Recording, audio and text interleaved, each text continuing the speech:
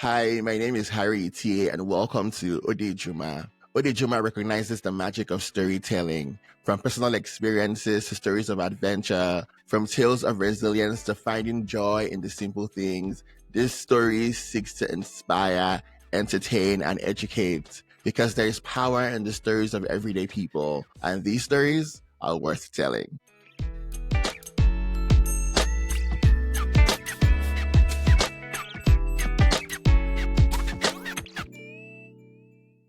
Hi, folks, and welcome to another episode of Odejuma. I'm super excited about this one because I have one of my favorite people, very intellectually sound, such a really great personality.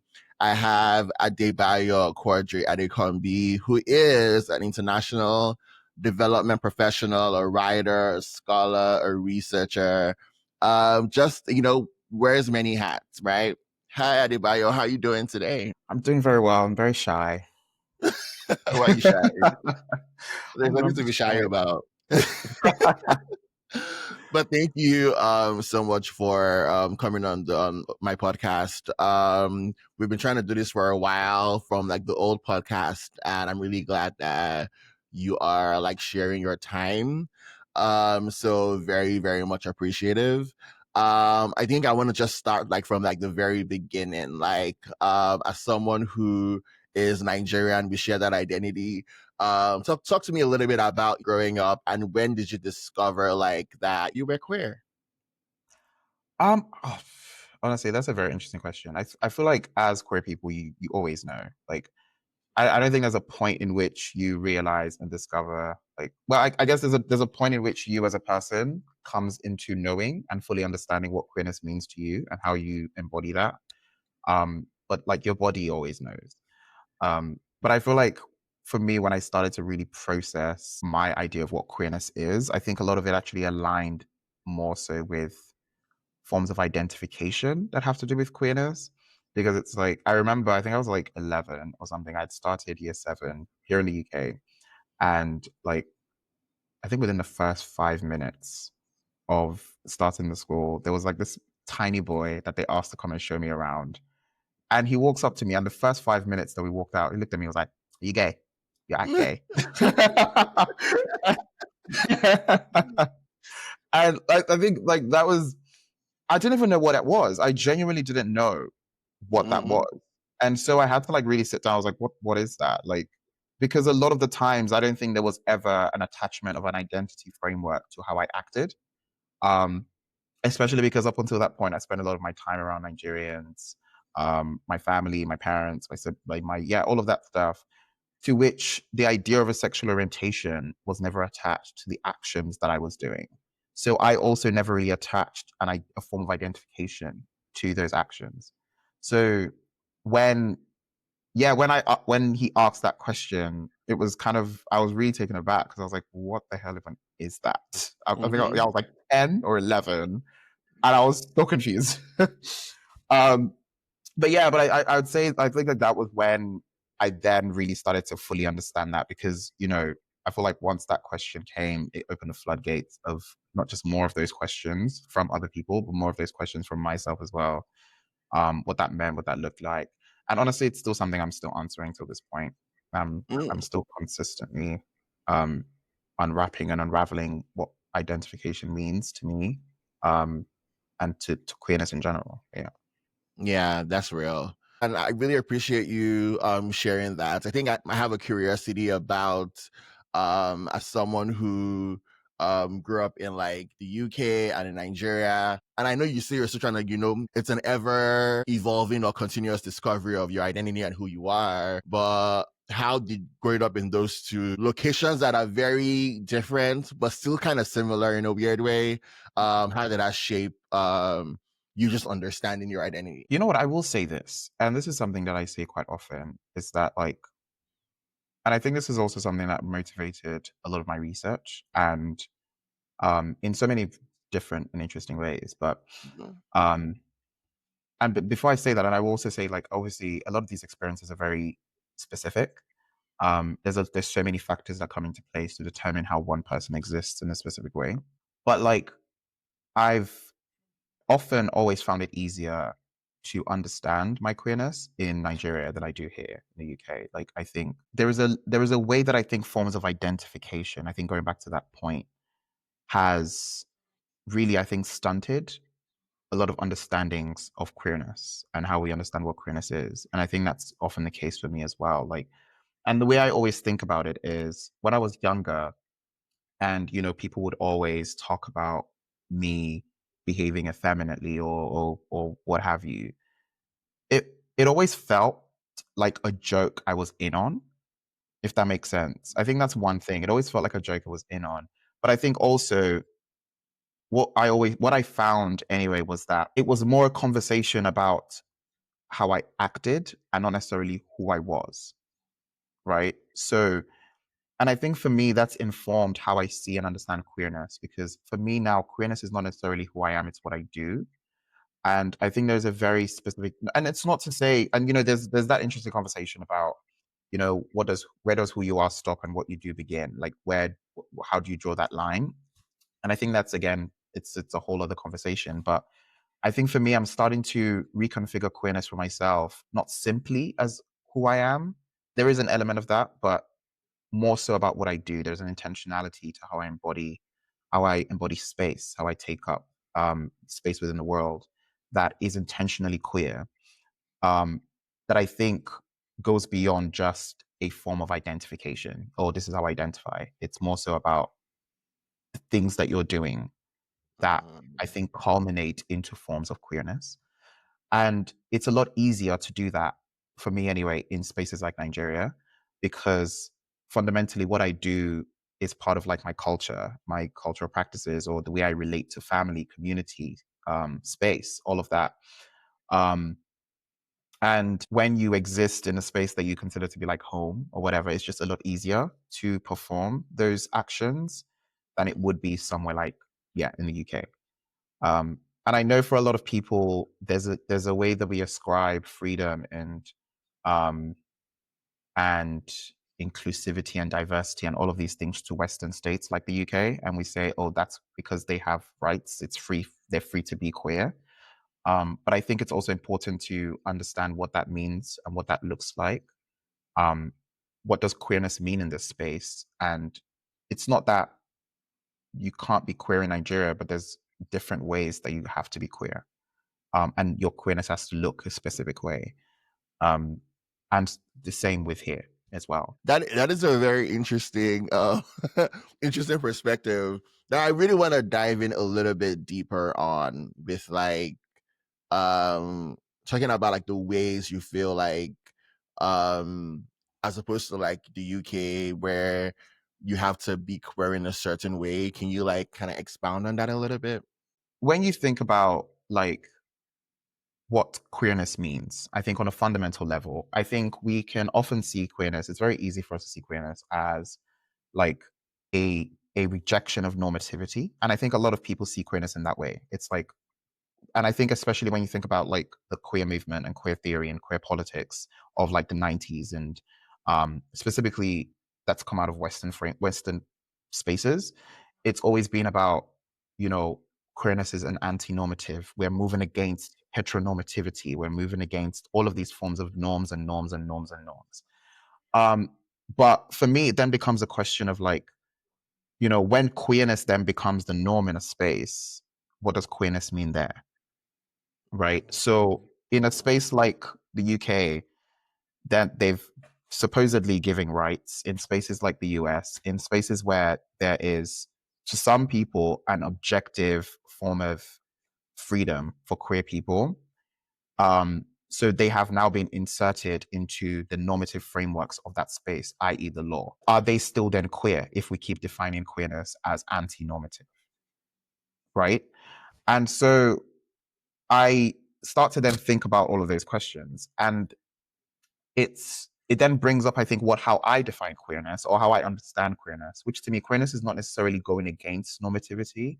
Queerness is sitting beside it and understanding the multiplicities that can exist, right? So it's not it's not saying that we are against this norm. It's saying that are we are saying that there should be multiple things that can exist.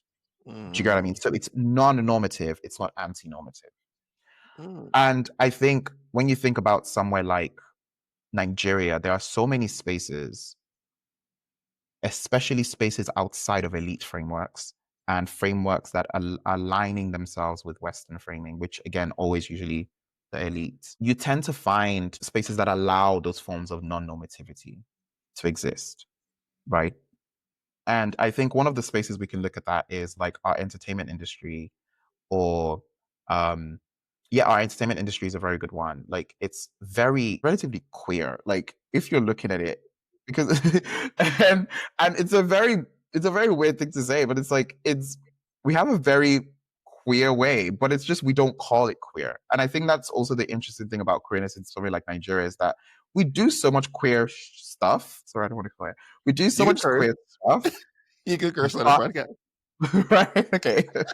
I mean, I'm generally not even someone who swears generally, so it's like but it's like we do so much queer stuff, but we Yeah. don't call it queer, and I think that's Mm. important actually that we don't, because, and it goes back to that thing about actions versus identity, because especially when you think about the crackdown on LGBT rights that's happening at the moment, a lot of it is because we are consistently keep attaching actions to identities. It's like, if you do this, you are gay. If you do this, you are gay. People that, and we keep going back to African history, trying to look for gay and queer icons that we can use to prove that we've always been queer and like queerness have always existed. And to me, I think that's a very important task to take. But I think on one hand, on another hand, I'm like, actually, it shouldn't matter whether queer people existed or not. The fact is, queer people exist now, and we should be able to exist here. Period. But I think whenever we keep laying emphasis on this idea of, oh, let's identify, let's look for these things that these people were doing. It's like, oh, this former king of this nation had boyfriends and this and that. And we keep ascribing very, again, it's not that it's a lie, but again, we are establishing frameworks of identity that don't always fit, because they don't often see those actions as gay or as lesbian or in forms in the same ways that we are seeing them now, right? And I think we also forget that, like, the term, even these terms, LGBT as an identity is very, very new, right? A lot of that came like during like the like gay rights movements that was happening in the 80s and the 90s and all of that. But even the terms, the forms of identification themselves, they're new. They're very much products of modernity. So it's not like these are constants that have always existed through time. So I think whenever there's this fixated idea of, oh, we have to attach actions to identity to prove that these identities have always existed, we are also falling into the trap of recreating and limiting some of the actions that we're doing to only those identities. And it's like, oh, only people that do this are this. So now people that are doing this but are not this are also now in that same issue, in that same boat for some reason. But also people that are doing this but don't want you to know that they are this are also now implicated, because you're now, and it's like there's ways that I don't want to out ourselves to some degree based on some of these things. And I think it's one of them ones that, like, and so it's like all of these tensions exist in somewhere like Nigeria, because a lot of queer things that we understand to be queer now in contemporary society are so embedded in our culture. And it's one of the reasons why, while we have some of the worst laws, and especially somewhere like Lagos, a lot of them are very difficult to enforce, because the queer things that they're punishing are so embedded in our cultural practice. It's one of the reasons, like, the anti-cross-dressing bill is having a lot of difficulties to pass, because, how do you define cross-dressing when men are also wearing wrappers? Like, what does that look like? What does that mean? And again, like I said, with the entertainment industry, it's one of the reasons why they had to put a clause on there that says, oh, unless you're doing it for entertainment purposes. Because where are you going to put most of Nigerian content creators if you ban cross-dressing? Like, that is like, and I'm very reluctant. I'm going to whisper this. I'm very reluctant to call it drag, but it's like, no, because when we call it drag, it's, again, we're attaching it to a framing that's very specifically queer in a sense. But like, Hmm. like, and it's like, sorry, we still say hush hush, but like that's what they're doing. But realistically, like again, I'm so because you know there's a big movement now of queer people trying to name it that, and I'm like, well, should we though? Because it's like number one, it's we can't always ascribe it to again forms of queerness, but also number two, you're now actually putting an extra form of surveillance on that action that some people have been able to find joy and respite in, and able to sit within their queerness within that. I love how you put this into perspective. For me, it's a very new way that I haven't thought about before, but it actually does make a lot of sense. But I think my curiosity now is having that understanding and knowing, but living in a country with 3 anti-gay laws, with a possible fourth one. You know what I'm saying? Yeah. And navigating that experience. It just feels very, you know, like Yeah. what is Yeah. going on? Like, okay, how do we shift that? Mm, I don't feel like that's a question that we can fully answer in itself, but mm. how does living under a very homophobic system where the actions of multiple people can be deemed as queer? I don't know if you get what I'm saying.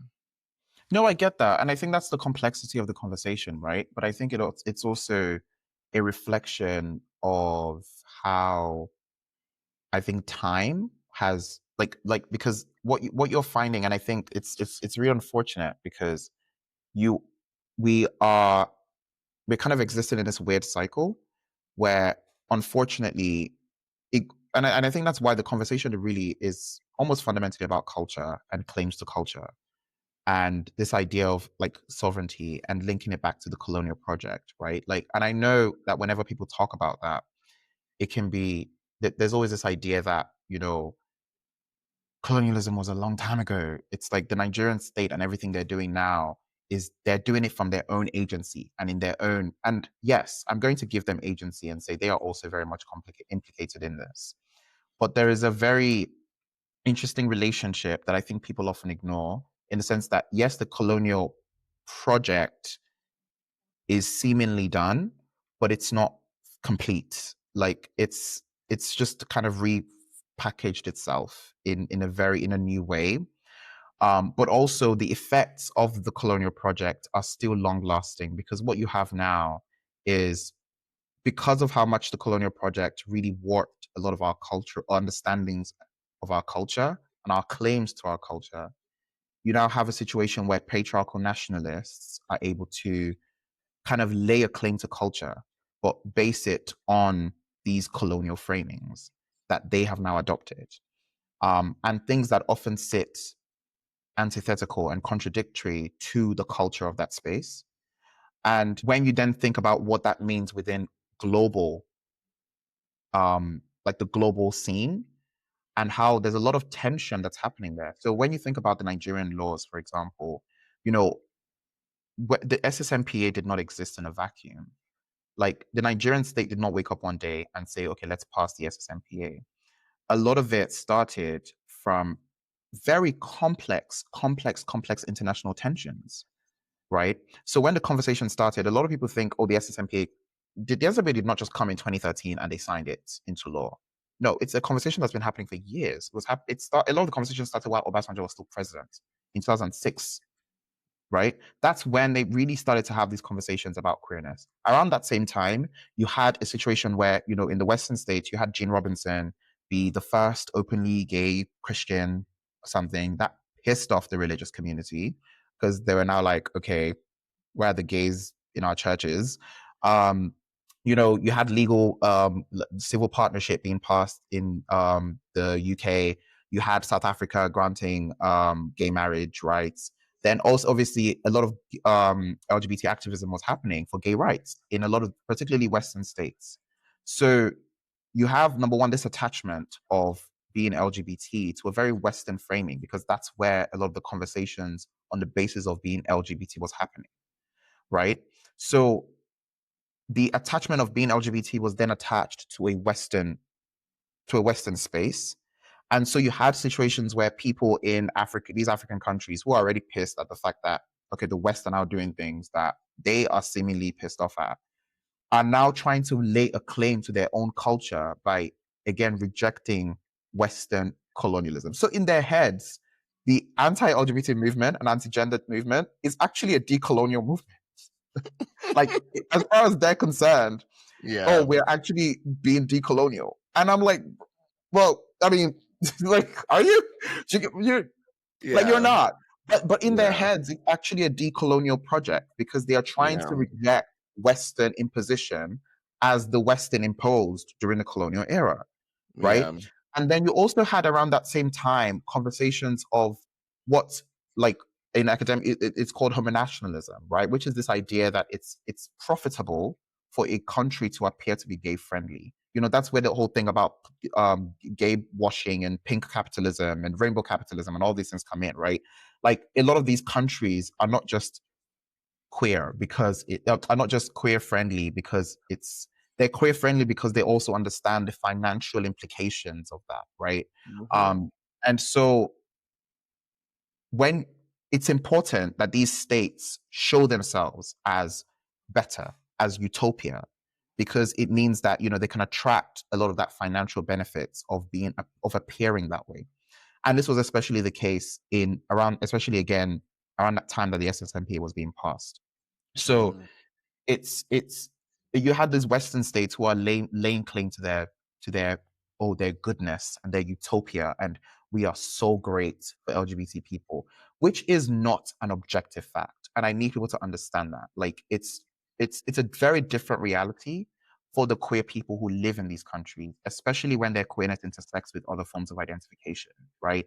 So on an intersectional perspective, if you're Black and queer, if you are Black, queer, disabled, if you're an immigrant, like, there are so many ways that your queerness is not protected if you align with other things in these countries that are supposedly queer friendly. So we know that that's not an objective fact. On a grand, and that's this thing, like, on a much more big scale, yes. But when you look at it a bit more microscopically, you see that actually, no, they're also not as safe as they claim to be.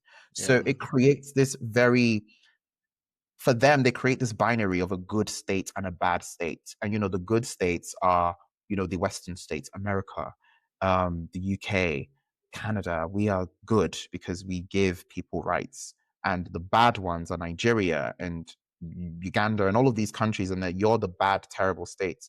And so that narrative was also happening at that time. And then when you think about aid, so you had David Cameron, Barack Obama, Hillary Clinton, all of them threatening to cut aid to a lot of these African states, including Nigeria, if they did not protect LGBT rights and give LGBT people their rights. And so you had a lot of these patriarchal nationalists who, in their heads, it's like, you're now trying to tell us what to do You again know, in our own country. in our Hmm. own country. Exactly. Hmm. So, Yeah. and that tension is, again, for them, is a lot of that tension is what really created and established the SSMPA. It wasn't Yeah. just something that established. And then what you had was, you now had a lot of LGBT people in Nigeria as well who were seeing that discourse and were internalizing a lot of that. So they were also then mobilizing based on those same identity frameworks that the Western people were doing, because they were seeing that, okay, what they're doing over there is successful. So Yeah. let's try and do the same. But what it ignores is, again, the legacy of colonialism that's already happened. That means that it's actually a little bit more complex for you to just replicate what the Westerners are doing here.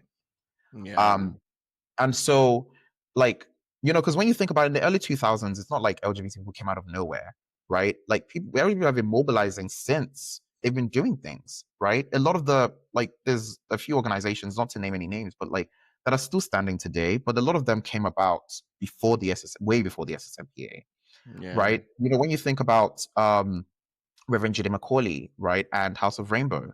And a lot of the tensions that Reverend Jide was experiencing at the time was not just because Nigerians were against Reverend Jide, right? A lot of it was also when you think about how Western media, because of their mission to portray African states as failed, as like terrible, as bad, they, you know, a lot of them started to carry the news on their heads of Reverend Jide's gay church. That's what they were calling it, a gay church, right? Like, it was this idea that, like, look at them, wow, they are doing something that we don't expect them to do at all.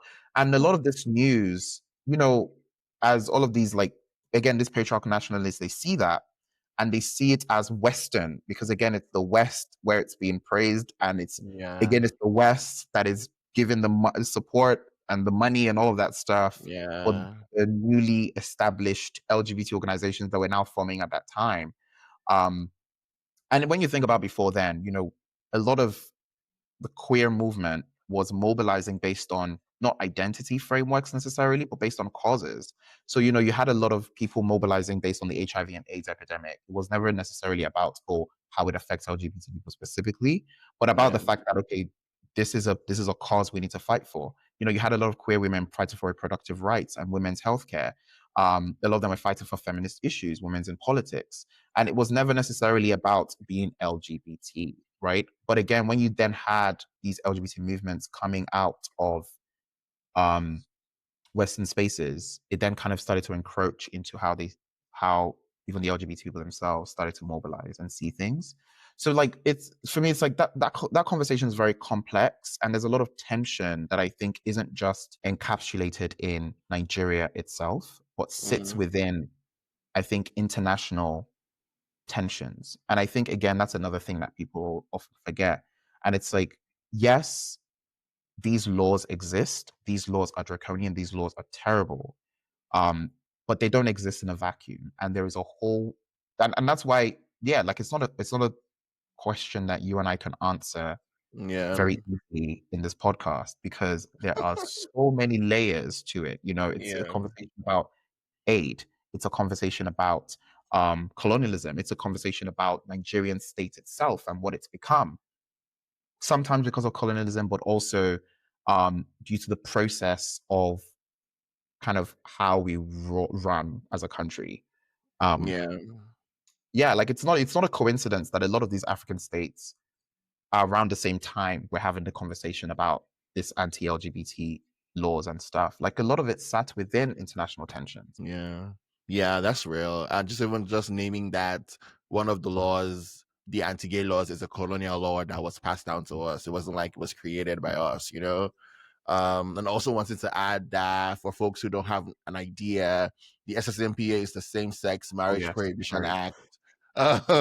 For folks who are not familiar with what the law is in Nigeria, that criminalizes same sex marriage with 14 years in prison and other things. And I think this is the thing that people don't always understand about visibility, specifically on an identity framework. Like visibility on an identity framework can be very, very dangerous for queer people in Nigeria. Like you have to walk that fine line between like visibility and invisibility. And Mm, I think that's the going back to the question you asked, it's the nuance between how to be strategic with how to be queer, right? And because when you think about what's happening in Ghana right now, the conversation again, similarly with Nigeria, the anti-SSMP has been happening for a really long time. And when you think about how religion and religious bodies and institutions have been really fundamental to that conversation, but a real like something that really sparked the fire in the conversation at the time was I don't remember the ins and outs of it, but this was around I think February of 2022 or one, um, when there was an LGBT organization that got opened in Ghana. And LGBT rights, Ghana, is it that one? is it? I don't remember what it was. I don't remember the exact name of it. Okay. Um, but an organization opened, and they had this very public, you know, um, opening that I was like, remember yes, that. Yeah. we've Yeah. opened, come and visit us. And then you had a lot of, again, Western media covering it. You Yeah. had a lot of Western ambassadors who went there to show their faces. And that was what really pissed off the thingy. Like, that was not the first LGBT organization in Ghana or the first organization that served LGBT people. But that was the one that really caused a lot of uproar, specifically because of how much it sat publicly.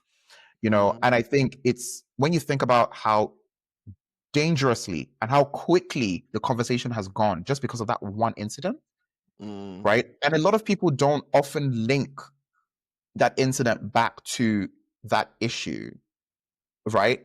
And it's like, but I'm like, we all know that, and it's been what, 2 years now or 3 years now. And the Yeah. conversation is still very actively going on because of Yeah. that one thing. And it's Yeah. like, so it's like there is this fine line that unfortunately queer people have to walk of like visibility and invisibility in this moment. Um, that in the sense that you need to be very strategic. Um, Mm. in regards to how you do it, because there's a lot of like organizations that are supporting queer people without calling themselves queer, without calling it like there's a few we can name here, even between you and I, right? But Yeah. they don't call themselves queer, but they very much serve queer people all the time. And some of these organizations I went to during my fieldwork, like some of them are even cruising spots. Like they are so visibly, understandably queer I that am like screaming. no, they really are. And because you've not been to some of them, like, no, no, for real. I don't, well, there was one I went to that, like, and this is, I will never forget this day in my life. It was so funny. But like, because I was looking into like healthcare centers and seeing, how they were serving people in Lagos. And there was one I went to, I just saw that this guy came up to this other one. He said, "This is the second time that I'm seeing you in public, and you are ignoring me and pretending as if you don't know me." And it was basically, I then found out, essentially, I think what had happened between them was that they had hooked up, and then one of them had just not called the other one back. Mm-hmm. And he was just like, he just came to like you see me and Mm-hmm. you pretend as if you don't know me. Like, what the hell? And it was really interesting that like that was happening publicly and everybody just kind of understood that that's what this is, right? Mm-hmm. And yeah, and I feel like it was really interesting to me because I'm like, wow, all of this is happening. And there was another one that he came up to me, he said, "Sorry, do you have a pen?" I said, "Oh no, I don't." He says, "Because I want you to write your number." So I'll go and find one. I said, "Oh." Like, Was he stop was that. it was it at like a health Yes. care that serves queer people specifically, or No, oh no. And wow. that's what I mean. This is not a space that serves queer people specifically. Oh But a wow. lot of queer people go there, right? Mm-hmm. A lot of queer people go there. I'm not gonna say the name and stuff. But a lot of queer people go there. And that was why I was shocked because I did not expect to then go there and see such a strong queer presence because Mm-hmm. it was so fascinating to me. I'm like, oh my God, like this place is queer AF. Like Do you almost want me everyone to? that served me, like obviously I don't want to be the one to ascribe acts to queerness, but it's just like everyone I think had a very non-normative way of existing. We'll put it that way. Um, Mm, seemingly from mm. the outside looking in. When you talk about visibility in Nigeria, I know that speaking from a personal experience, I wasn't a queer journalist in Nigeria, Mm. right? But like you said, there are things that you do because also the safety piece you talked about, right? Yeah. Because it's unsafe if I say I am someone who is a journalist reporting on a national news platform and I say, oh, I am gay, right? And then I'm walking down the street of K2, they're gonna beat me up. You know what I'm saying? um it is what it is. It's gonna be, and so navigating that experience, I know that I remember this experience where I was hosting a show on TV, and I think I tweeted about it on Twitter. I was hosting a show on TV, and I crossed my legs because it's just very comfortable, to cross your legs when you're hosting a TV show, right? Yeah. You don't if that's the way how you compose yourself when you're sitting down. For me Mm. personally, Yeah. and it was a call-in show. It was live, and this lady calls in and it's like, "Harry, why are you crossing your legs? It's not good. A man should not be crossing his legs. This is a show about entertainment. It's an entertainment show, live show. We were talking about, I don't know whether it was Wizkid or some artist, right? Mm. And people were calling and giving in their opinions, right? And we were 4 hosts on that particular day, and you could hear a pin drop in the studio. The camera folks were there, the people in the control room were there.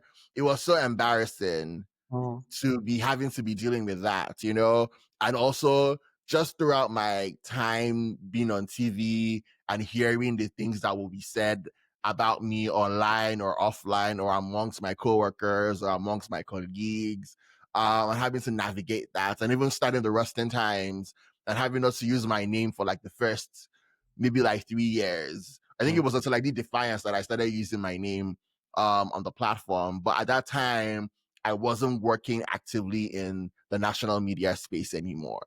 And so it's like having to navigate your own safety.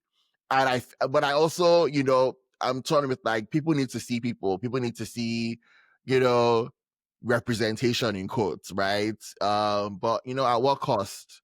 What is it going to cost the person who has to put themselves on the line to be Yeah. visible in a country that there are no protections, Mm. when you are finally like out, Yeah. and just doing your thing, because even, you know, I don't know how Bobrisky identifies, but just even looking at Bobrisky's trajectory in public media throughout in Nigeria, and now they don't even live in Nigeria anymore.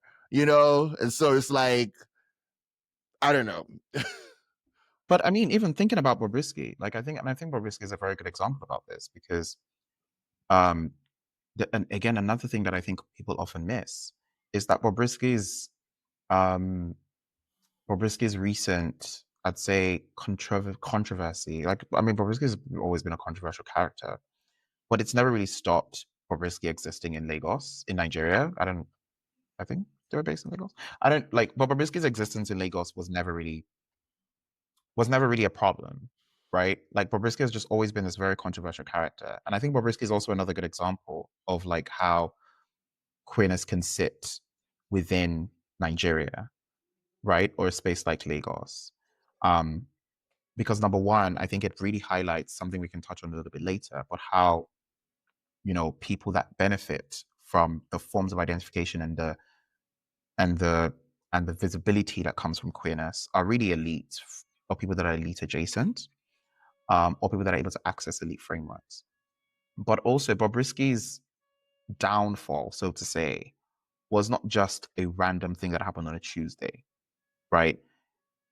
A lot of people don't know because a lot of people aren't in that circle or in that news line. But a few days, even or a week or so before Bobrisky was arrested, Bobrisky had gone on a movie premiere and won Best Dressed Female, and it that sparked the beginning of the end for Bobrisky getting arrested because that got a lot of people angry, right? It got a lot of people angry because, again, it sat within that framing of identification. Up until that point, Bobrisky has very much sat within the comfortability of queerness as an act without needing to identify it. Bobrisky never, came out and say, this is how I identify, and I think that's the thing. Bobrisky is always very careful to walk that fine line. But the moment where Bobrisky is like, where there is this attachment of the identity, and the identity does not sit well with everybody else's head of like, but wait, why would you call yourself a female or whatever? Or why would I guess the people that are presenting the award give it to Bobrisky? A lot of women that were there came out and were like, oh, they put a lot of effort into their thing. And then Bobrisky came and doubled down and was like, well, I look better than y'all. So, and and I think that's so that really got a lot of people angry. And I think the protection that Bobrisky really stopped getting was not even just because Bobrisky started being more visible. It was a lot of it was because Bobrisky started to become more visible on an identity framework that seemed antithetical to Nigeria. So it's like her as a trans woman, as this very visibly queer and, quote unquote, successfully queer person, started to then become an issue because it's no longer just that Bobrisky was no longer just this person who was doing queer things. You were now fundamentally cementing Bobrisky as a queer person in a queer identification framework. And I think that was when it started, because that was when the protection kind of went off Bobrisky. And then, she got arrested and all of these things started to happen as well, one after the other. But many people don't know. Like, it didn't just happen out of thin air. there was something that then led to it. Um, and I think again that's a whole. I mean, that's a whole other conversation about just how transphobic a lot of Nigerian communities are and can be. But yeah, Wow. so just to say, like, I think when it comes to that conversation about visibility, it is very important, and I think that's why I've moved away. Like a lot of even in my thesis, this was something that came up was like this idea of invisibility, and it's this way that I think believe queerness exists in a space like Nigeria, but specifically when you see it so prominently in Lagos, and the idea of invisibility is something that came when I read Carla Moore's thesis that really delved into like the dancehall community and talked like the Caribbean dancehall and talks a lot about um, how queerness exists there, and you see the similarities, especially with spaces that I've experienced colonialism and spaces that I've been um, that have experienced a lot of Western, um, I'd say like obfuscation of knowledge. You have a lot of that tendencies for queerness to exist on invisible terms, where it's not invisibility. So queerness is not invisible and erased. It's something that is felt and seen, but not acknowledged. So we all know that Nigeria and Lagos is queer AF, but we don't call it that, right? We don't say that it is because oftentimes when you name it and you like attach that identity, that's when it can be really become violent, right? And I think it's this idea that like a lot of people are reluctant to kind of sit within that because I think we're so used to this idea of like I think like you say representation and the fact that you need to be able to not only just see yourself but then attach that identity, a form of identification back to yourself. um, and I think for me representation politics is very interesting because I recognize the importance of representation, of visibility, of being able to see yourself represented in certain spaces. But it also I think brings a conversation about what does that say about you as a person and who you are? Um, because we are such complex human beings. Like there's so much to us that it's almost impossible to be represented except you are the one that's there, right? Like Mm, you and I are sat here right now, and I don't think either of us are a representative expression of the other, mm, right? Even though we share a lot of similar identities that intersect, right? We're both Black, we're Nigerian, we're both queer. Like there's so many things that I'd say intersect with how we live and we exist. But but a lot of these things have come together in different ways to create very different people. And we've and then but there's other aspects of our existence, how we were raised, other factors that really complicate the idea of what it means to represent, right? And I think sometimes people forget that. um and the example I like to use is Under the Tuscan Sun, which I don't know, have you seen that film? no, Under the Tuscan Sun is this really, it's not really old, but it's like I think early 2000s or I gotta put it on my teen. watch list now. It's about this academic whose husband cheats on her and she like lives everything and moves to Tuscany, um and she buys a villa and rebuilds the villa and all of that stuff.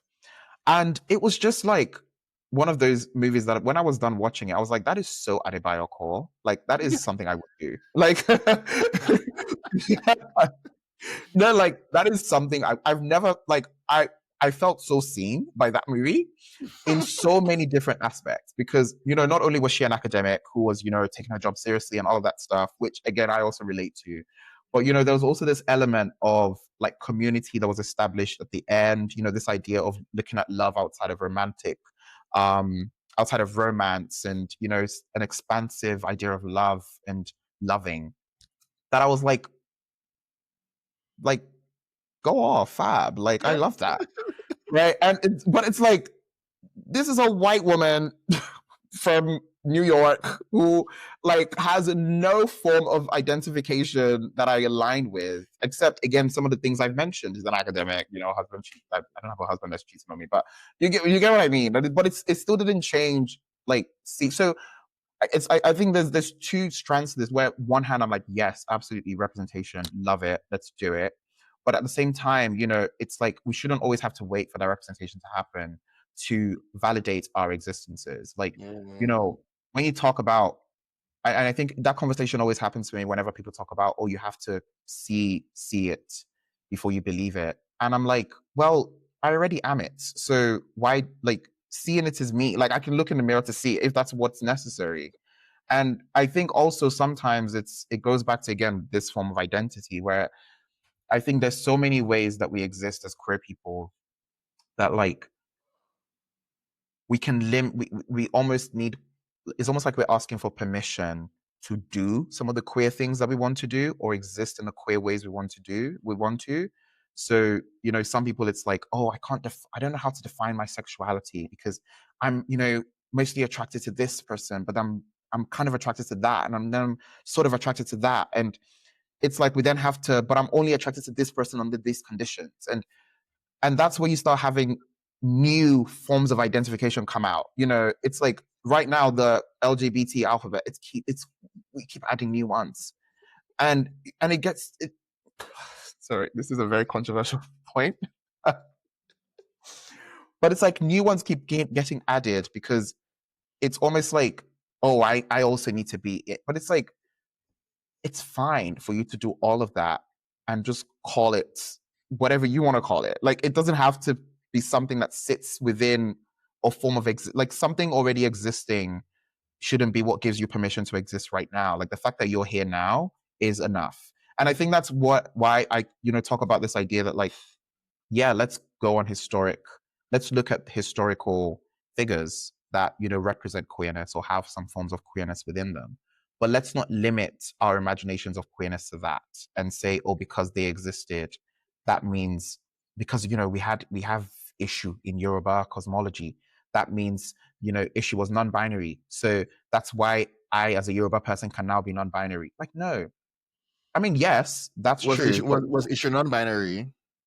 see, and this is another thing, right? In regards to how we see Yoruba cosmology, because I think issue being seen as non-binary, or sorry, this is a whole other rabbit hole you've opened up. That question just asked me. I am curious if because I So hear the way about issue is seen, Shongotu being non-binary, but talk about issue is issue. usually seen as like the crossroads between genders, because oftentimes issue can switch genders, all right? Because Yeah. issue can switch, like, even genitals. And so issue is often seen as the bridge and the crossroads. It's also one of the reasons why they consider issue to be the trickster god, because, or Orisha, sorry, I don't like to use the word god, Orisha.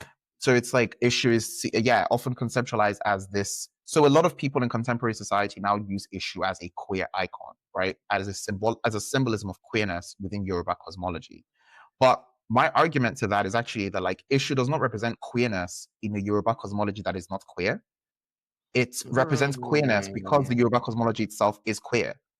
So you using issue as a symbol of queerness is almost a tautology, because would tautology be the right word?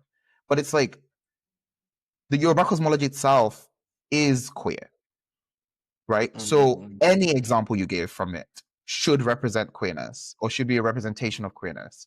Mm. Um, and I like to think about that even with regards to how we think about, like, pre-colonial Yoruba society. And it's the case with a lot of pre-colonial African societies as well, right? Like, the ideas of non-normative frameworks, which is why it goes back to what I mentioned about how I understand queerness, non-normativity, not anti-normativity, but non-normativity. It's not about negating norms, but understanding that different kinds of norms can exist.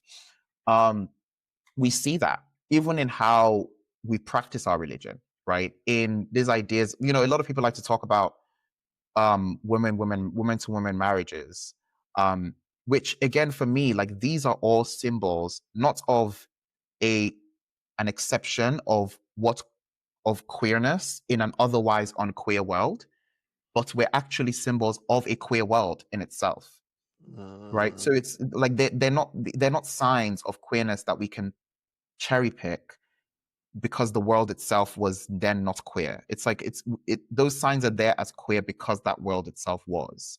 Mm. And queerness does not, because I think a lot of people then think of it as like, oh, but they were still homophobic. They still did this, they still did that. And it's like, or it was still not safe for queer people. And I'm like, first of all, queerness does not owe you safety. Like, because something is queer does not mean it has to be safe.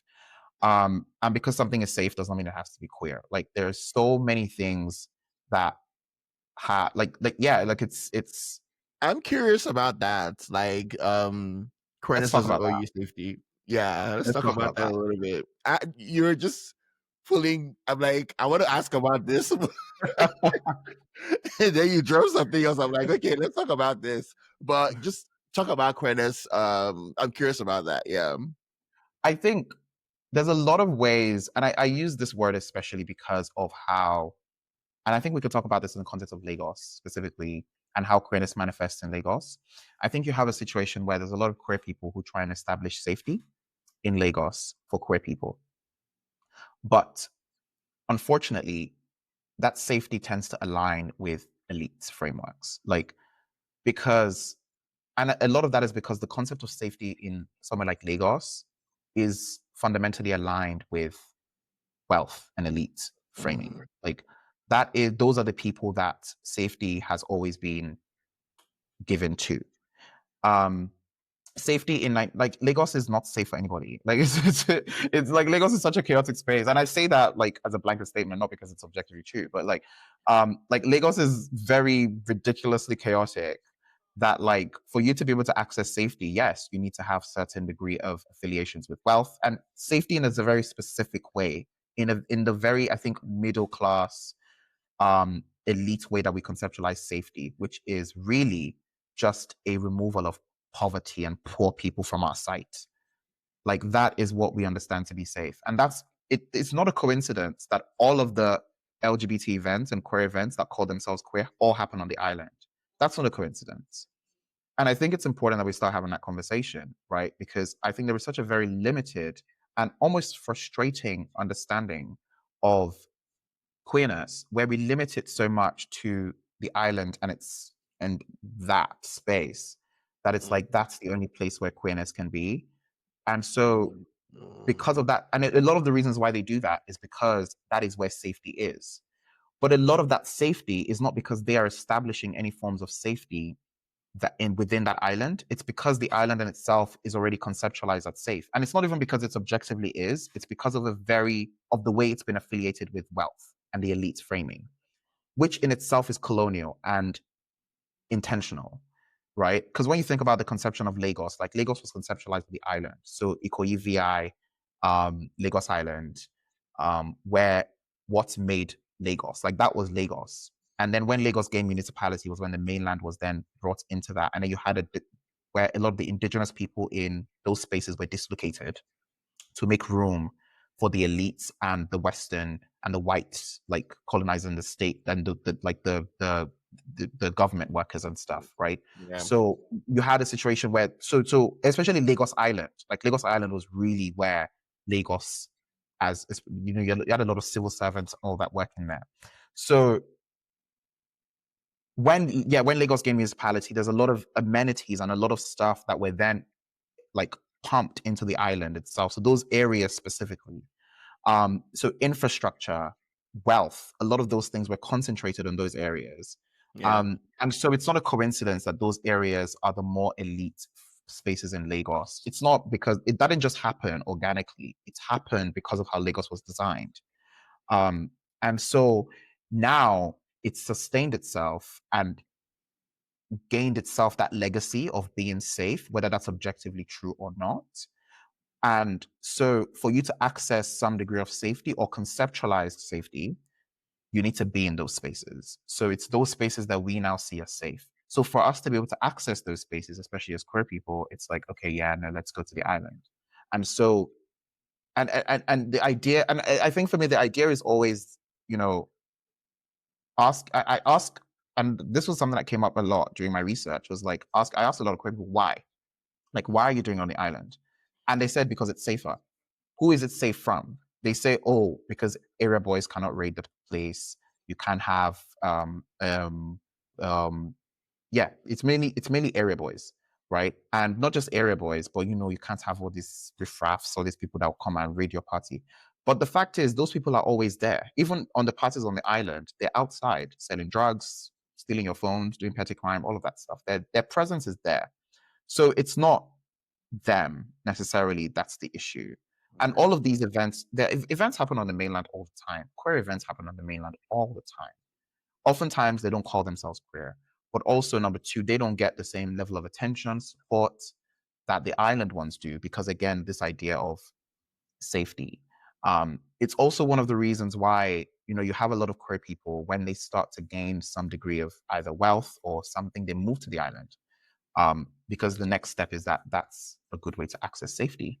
Um, and I think what then happens is you have this idea of a concentration of what we understand to be queer being attached to elite frameworks. So even it's one of the reasons why, even when you think about keto crimes and a lot of crimes against queer people specifically that are about extortion and stealing money and all of that, is this idea that they see queer people as like having some degree of wealth and some degree of money. Mm. And I think a lot of that is also the attachment of queerness to wealth, because we as queer people ourselves have attached queerness to wealth. But a lot of that is because we've seen that as one of the only ways to access safety. So the idea is that safety is not guaranteed regardless of whether you have access Yes, to the wealth or because not. what are you safety from? Because Yeah. the police can raid your party on the island. There is Yeah. no form of safety that you establish that will Yeah. stop them from raiding. Even if you have the biggest bodyguards at the door, they don't offer protection from the police, right? Yes. The Yeah. only form of safety you're really saving yourself from is poor people. Like if we're keeping it back, right? If we're Mm. being honest, it's almost like some of the only things you're saving yourself from is or people that even and it's like, because it's like, oh, police are less likely to raid people on the island. But again, why is that? And a lot of that is because again, it's like, oh, you don't know whose children you're going to be raiding if you raid a party on the island, blah Yeah. blah blah.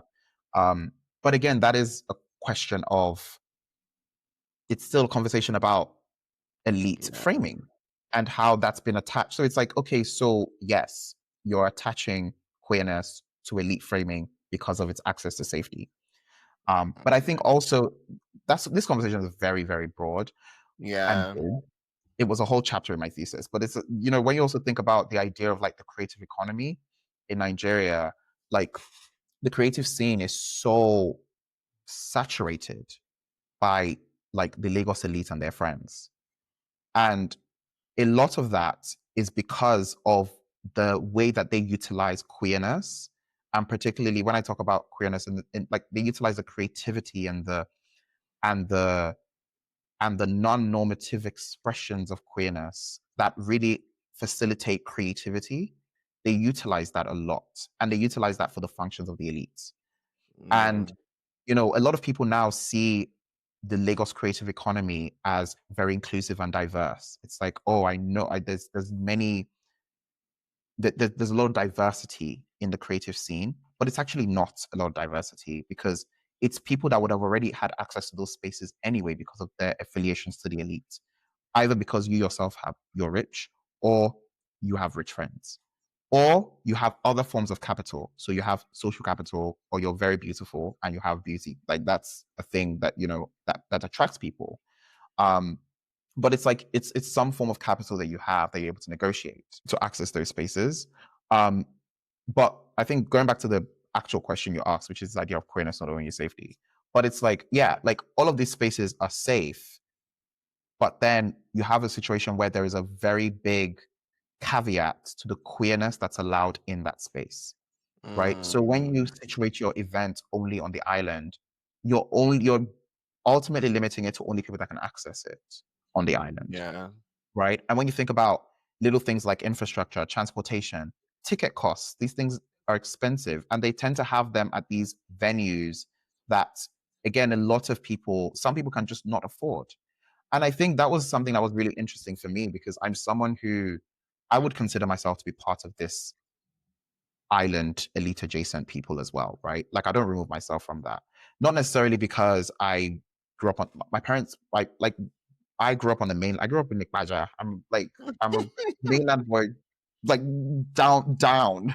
Mm-hmm. But what I found was you had a situation where most of my friends, my social scene, all of that was on the island. So I had to do that navigation between the mainland and the island.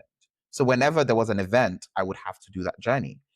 And Mm-hmm. I keep thinking to myself, like, I'm someone who has some degree of, I don't know, like access, Yeah. but also, and I'm finding it difficult. So I can't imagine what it would be for someone else. So you have a situation where it's almost like if you want to be queer and have a good time, you have to be able to access the island.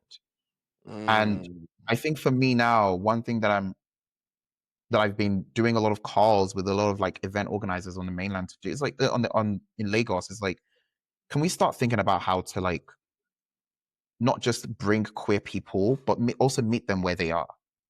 Because Mm. like, and that's what I mean when I say queerness does not then owe you safety. Because what that means is that the event you curate might not be the safest in the world, but it doesn't mean that queer people will not still be there doing queer Mm. shit. And Yeah. I know that for a fact because, for my thesis, I was talking to queer people in Mushin, queer people in Ojoelegba, queer people in Oshodi, in Agege, who talk about how they are constantly like having parties and enjoying themselves. And so it's not like, and I say that to say these things exist. So Yeah. I'm not erasing the things that already exist. But I think just in the realms of our imagination, to know that, yeah, actually you can do that. So your parties don't always have to be on the On the island island. Yeah. for it to have. It doesn't always have to be at Alliance Francaise for crying out loud. You Like, know what's funny? or Eric Kaiser. You know what's Like, funny? Back in the day, there used to be this queer party promoter who used to throw parties in Egbeda.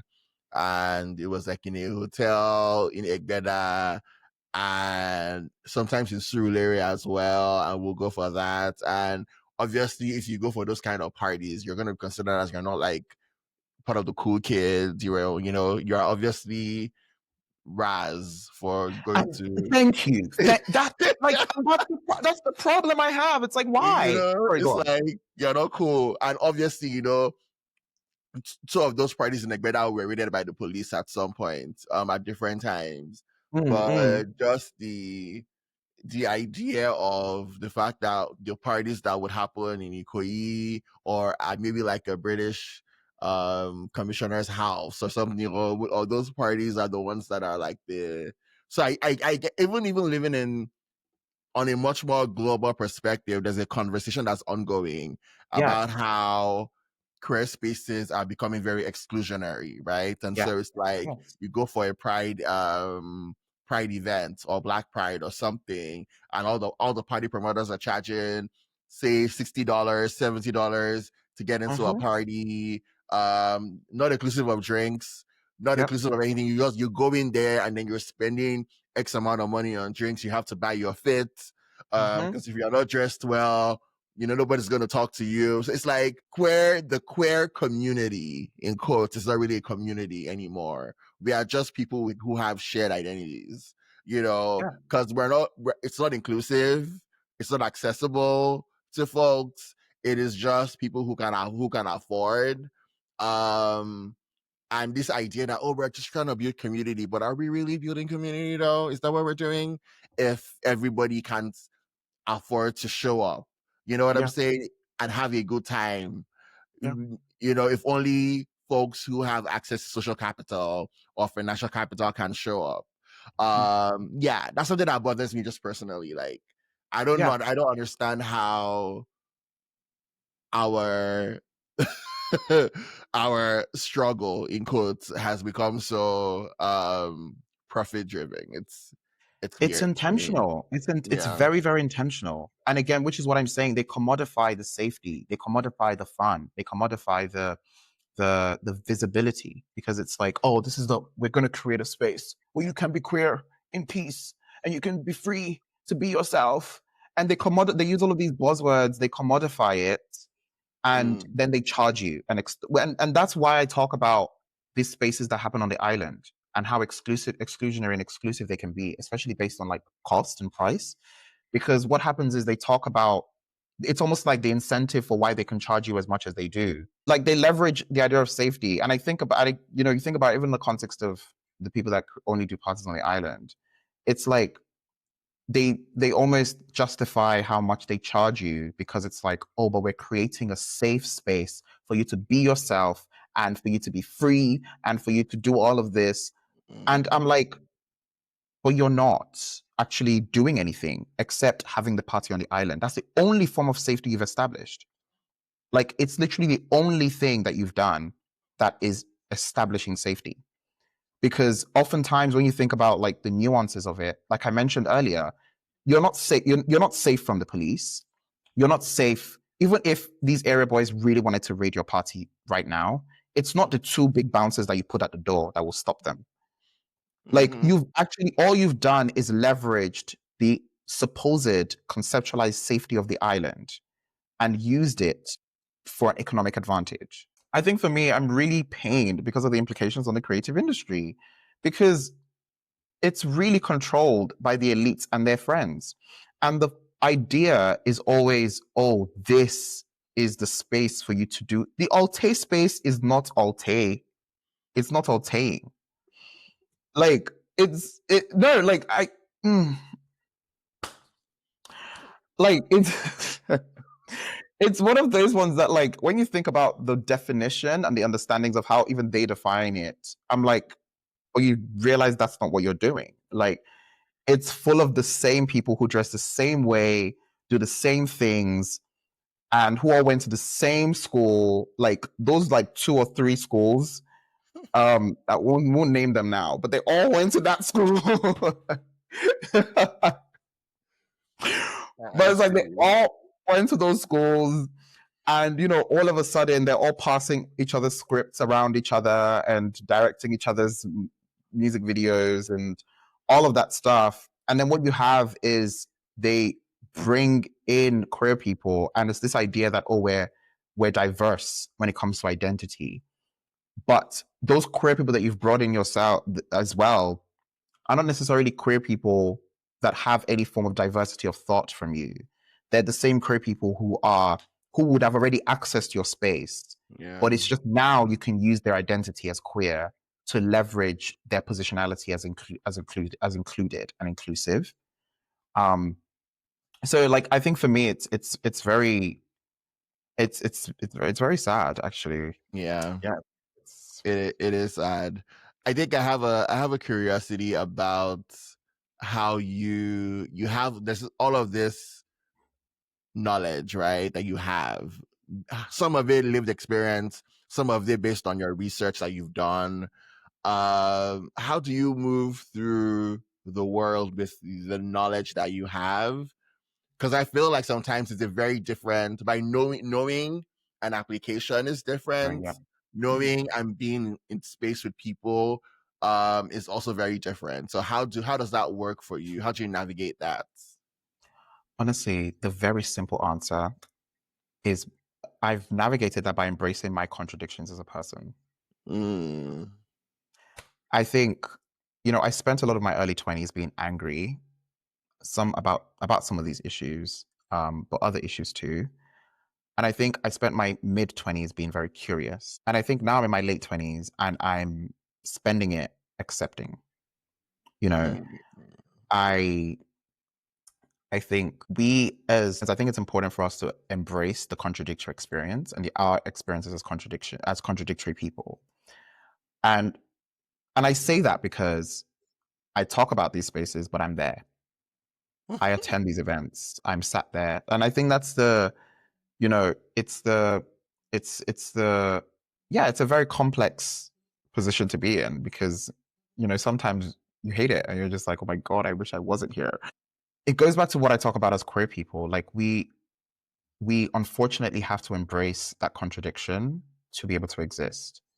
And because that contradiction sits with you understanding who you are, understanding what spaces you want to be in, understanding what brings you joy, um, and understanding how to navigate it with a certain degree of nuance and knowledge and understanding, right?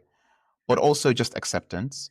And I think then to go one step further, embracing inconvenience, right? Mm, Like, right? Because there are, you know, a lot of this discourse and a lot of these discussions are things that we need to be able to have conversations with each other about them mm, openly and comfortably.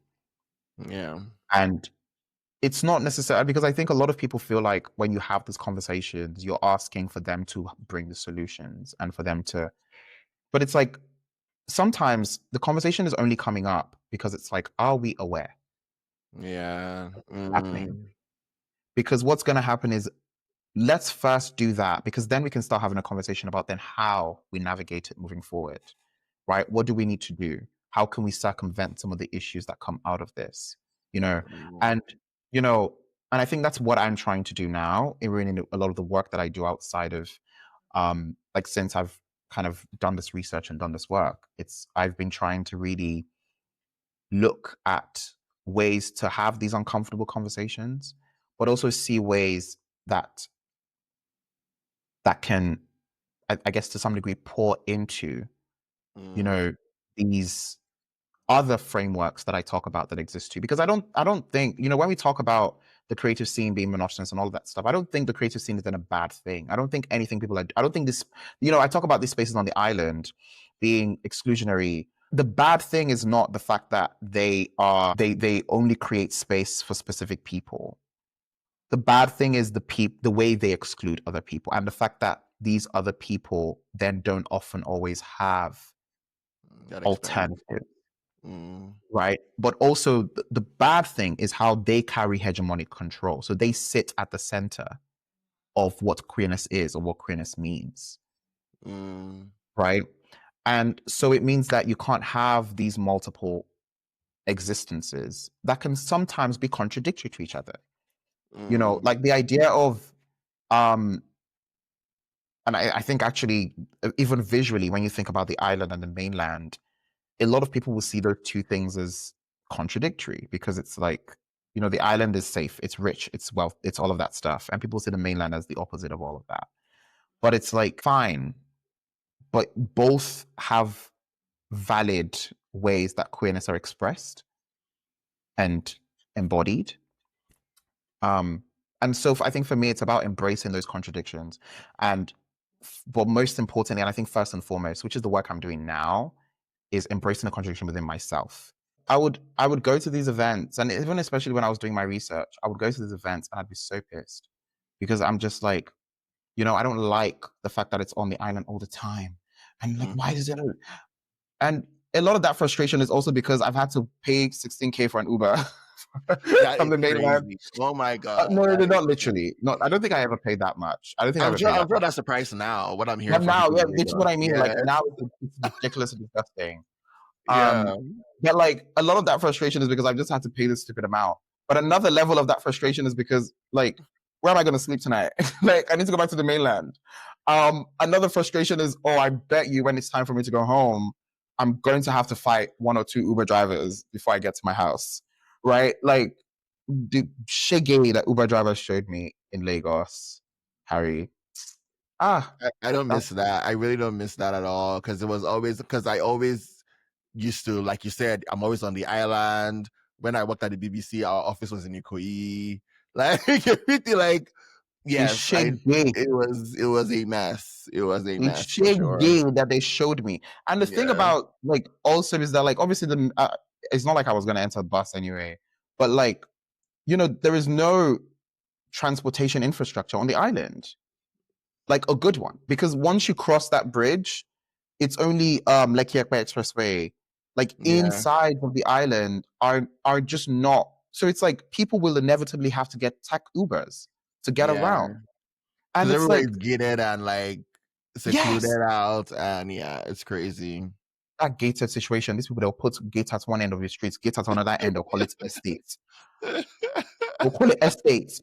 Do you know how many times I remember there was this time I was going to one. I was at one place in one gated community. This is all in Oniru. I was in one and I was going to the other one. I'd gotten an Uber to the first one. The other one was like one street ahead. It was literally not far. So I'm like, Mm-hmm. okay, I'm just gonna walk because it's there. I got to the gate. This man did not let me in. Oh wow. I said, "Oh, I know someone in there." Called the person in there. The person was not available, so I couldn't reach them. And I was like, "Oh, because the person had given me a code that I had to. I told this man the code. He did not let me in. I left. Came back a couple of hours later with my friend in her car. This man didn't even ask for anything. He didn't ask for questions. Open, no, yeah, open, open, open, open. Yes, sir, yes. And it's like this very weird. Oh God, I hated it so much. Anyway, sorry, all of that Nigeria going out. is very interesting. Nigeria is mad. But anyway, none of that has to go in there. But what I'm like, I think my point is that like embracing contradiction within yourself. I think that's where I'm at now, in the sense that a lot of those things that you talk about, we all participate in them in one way or another. And I Yeah. think it's important to acknowledge that even in our critiques, like I'm not, and it's, I think to a lot of people, it sounds like when I say this, it's this like very high and mighty, or I'm better than you situation. But it's like, no, we're all in it together. Like Mm-hmm. I'm in it too. So there's, and I think that I'm starting to accept within myself as well, that Mm-hmm. reality, because I think yeah, a lot of my early 20s, a lot of that anger I started to realize was an anger that came from really repression, because you repress your own desires, you repress your own forms of Yeah. joy, you Yeah. repress your own ways of existing, um, and you ultimately get very angry and resentful at people that are then doing it, you know? Yeah. And I think that's why we have two hands. Well, if you're a fully able-bodied person, you have two hands. And it's like we can do both. You know, we can Mm-hmm. experience joy, we can experience all of these things. But I think another thing that I'm starting to practice is, and I think that sits within that realm of contradiction, is also the politics of refusal. Um, which in itself is refusing politics as usual, which is the idea of looking at yourself as like just refusing the gaze of the state, of allies, of all of these systems that are trying to like tell you how to live and what to do, and essentially starting to find you yourself as a person Mm-hmm. and understanding how you exist in the world. Because I think that is one of the really great ways for you to not just self reflect, but also accept critique, right? Like when people then tell you and say, oh, you're doing this, that's not necessarily, that could be antithetical to the movement, to the politics, or to the community in which you exist in. You can be more self reflective to be like, oh, okay, yes, actually, maybe that's wrong. Maybe that's terrible, you know? Mm-hmm. And because I think right now, a lot of the ways we're enacting politics is we're trying to, a lot of people are very big on freedom. Um, and they're big on sovereignty. You know, I have to be able to, this is how I identify this. I have to be like, we need to exist. We exist in community with people all the time. And I think it's Mm-hmm. important to understand that, but also to understand that there is no sovereignty. Like you yourself are not a sovereign being. And because you always exist in relation to somebody or another. And that goes back to the conversation I mentioned about, you know, inconvenience, because it's something Lauren Ballant talks about on the inconvenience of other people. Because it's like I feel inconvenienced by people because I am an inconvenience to people, right? Mm-hmm. And do you get that? Yeah, I Does that make do. sense? Yeah. Yeah. So it's like you feel inconvenience because you are an inconvenience. So it's important to acknowledge that, number one, but also acknowledge that like every action you take, everything you do sits within a community of people. And so, you know, if you want to exist within that community, you need to be able to embrace inconveniences. That Mm-hmm. inconveniences could be them calling you out today and being like, you're doing bullshit. That inconvenience could also be them doing something that makes you feel a little bit uncomfortable, or you understanding that, or you having to do something uncomfortable, or you understanding that like this is for the betterment of the community that I love and I want to be in. And you know, and I think that's what freedom is. And this is something Toni Morrison talks about. And I think it's so beautiful because it's such an apt definition of freedom and liberation. It's not, freedom is not sovereignty. It's not the idea of not having any responsibilities and doing your own thing on your own terms. But it's being able to choose what you're responsible for. being able to choose the spaces in which you exist. And I think for queer people, especially in spaces that are where criminality exists, criminality of queerness exists, it's very important to remember that, because, you know, the state is constantly trying to tell you how to live. And there's a way that we internalize that through a lot of self-surveillance and self-regulation, where we then, internalize, okay, this is how I should live. This is what I should do. This is where I should be. And I think that's what ultimately determines all these things we're talking about, always having parties on the island, only conceptualizing safety this way. What we mentioned about invisibility and invisibility and all of that, like, it's because of these state apparatuses that are like, this is how you should do, this is what you should do. And then we ourselves internalize that and decide, okay, this is what I want to. I want to be strategic. I want to do this. I want to do that. I want to do those. But, like, you know, there's points at which we can also just refuse all of that and just be like, look, I just want to do whatever the hell I want to do. Yeah, and I think that a lot of times as queer people, we don't unpack and understand those nuances when we're moving through the world. Because a lot of times it feels very academic and not practical. But I really appreciate the practicality you bring into this conversation. And so thank you for that piece. I don't want the listeners to think that all you do is just, talk politics and just read. So I have a couple of very rapid fire random questions I want to ask you. Yeah. I think the first one is, what are like the 3 songs you're listening to currently right now? Oh my goodness, I love this question. Let's look at my on repeat. Okay, Goddamn by Ribena and Sade. Okay. Goddamn, see, goddamn, compete dirty. And if you go over no fear, that's Okay. on there. From Scratch by Raven Lene. Okay. Love Raven Lene. And okay, this song came back on my cycle, but that's actually a very apt song. Tennessee by Kevin Abstract and Lil Nas X. Okay, cool. That's been on there too. But yeah, there's a few, but I'd say that's like my top 3 on rotation at the moment. What is your dream travel destination? Sorry, I know we just said we won't get political, but now we're about to get political again, because my dream travel destination is Hawaii, but they've told us to not come. Okay. So Yeah, they said they've don't told us to not come. come. They've said don't Kamala come, Harris, don't and come. I am don't come. And honestly, I'm respecting their wishes. So, and even if I was to go, people will never know. No, actually, I'm joking. I wouldn't go. But aside from that, I don't know. I really want to go to like Brazil. I think I've never been, but I really want to go. I think especially because I'm trying to learn and understand a bit more about like Yoruba spirituality and how it manifests in that side of the world. Okay. Yeah. So I'd say Brazil, somewhere in Brazil, or Okay, Cuba. cool. Or Cuba is another place that, like, again, it's very awkward to go to, because do I still want to go to America in my life after? I'm You have to screaming. ask the questions. That is real. That is very real. What is the book you recommend to people to always read? Invention of Women by Oyonka Oyewumi. Okay. The Invention of Women, Oyonka Oyewumi. That is my absolute favorite book ever. She really, really dissects and explores this idea of gender and sex within Yoruba society. And really, I think, disturbs our understandings of what gender means and looks like as a Yoruba person. But yeah, Invention of Women, Oyonka Oyewumi. Okay, cool. I love that. Favorite thing to snack on? So tuna and sweet corn wrap.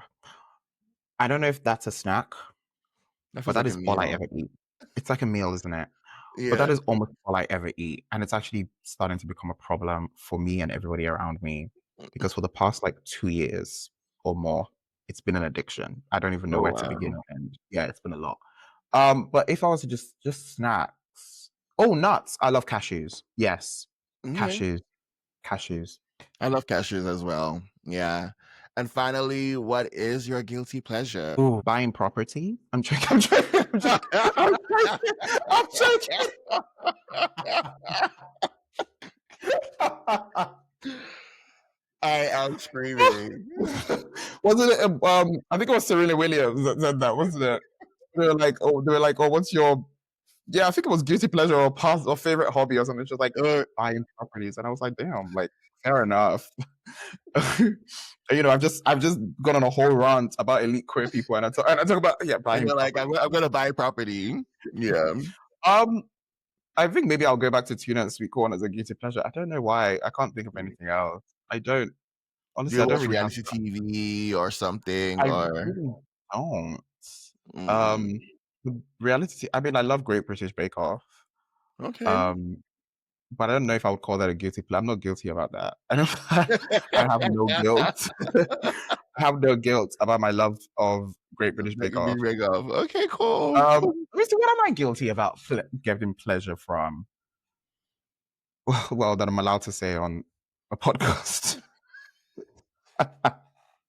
Because I mean, there's other things I have guilty pleasures about, but I mean, buying property. I'm buying property. Yeah, let's leave it at that. You know what?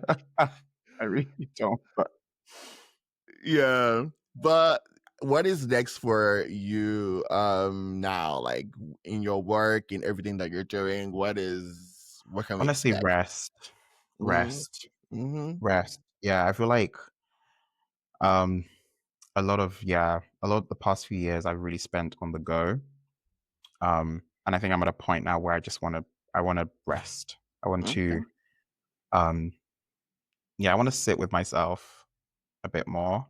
And it's been one of the most beautiful things and experiences being able to do that. Um um at the moment. Yeah, just now the PhD's done, I'm just and I'm not in academia, and I do work that doesn't stress my life out, and I actually love and enjoy. So I feel like now I'm just able to kind of just sit with myself a little bit more.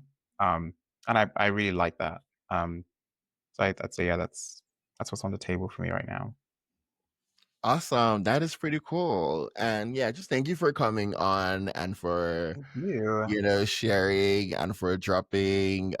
This is gonna be the longest podcast episode I've ever done, but it is definitely it is That's definitely what happens when you bring a yapper on board. This is on you. it is definitely worth it though, and I feel like there are parts of the conversation that I really will have loved us to expand on, and I know that we can't do that on a podcast. And so, do you have like a Substack or something that folks can follow to see um more stuff? Honestly, not necessarily at the moment. However, I do have I don't know when this is going to be released, but I do have an anthology that I'm editing, co-editing with Ayodele Olufintwade, Mm-hmm. another amazing, amazing, amazing writer in Nigeria. I have an anthology. It's called The Shit on the Sunrise.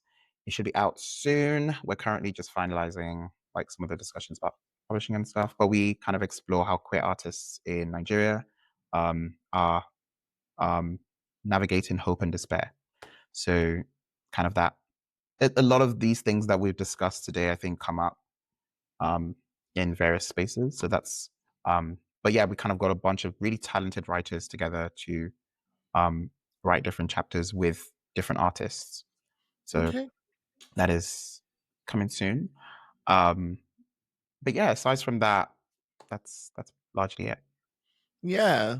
Well, thank you, Adebayo, and I'm Thank hoping you had a you. great time. And for the folks who stayed all the way to the end, who listened and were watching on YouTube, thank you for watching or listening. Yeah, this is Odejuma, and I'll see you next time.